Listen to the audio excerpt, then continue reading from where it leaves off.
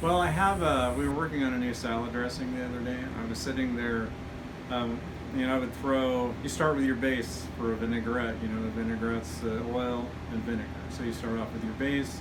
You've got to think about, is it going to be a refrigerated product or not? Because some things like extra virgin olive oil does not refrigerate very well. It congeals.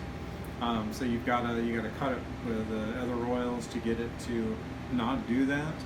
You got to figure out what type of preservative it might need, depending on what it's going to do. And then you go on to adding what flavors profile you're looking for. What color is going to be? Is it going to be good with different types of lettuce, different types of cheeses, of nuts? You've really got to think about it a lot when you're working on a specific something to pair with it or something else. All right, so we're going to take you through a tasting of some of our products here. We met in 1986 at the Red Lion Club in Muir River. I worked front of the house, worked in the fine dining room, and we flirted.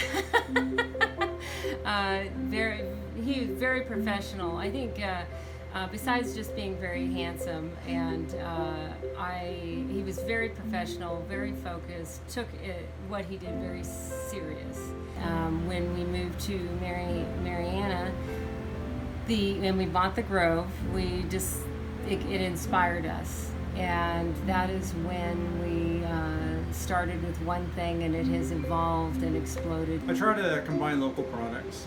So you really got to take into account what people have right now. You've got a lot of planning to do ahead of time, because if you got a local meat producer, it's not like going to Sam's Club that's got something year-round always sitting on the shelf. When you put together a dish, it's really important that everything looks nice and tastes well together on the same thing. And a lot of that just comes from experience. Because really in the world of food, there's always a lot of repetition out there.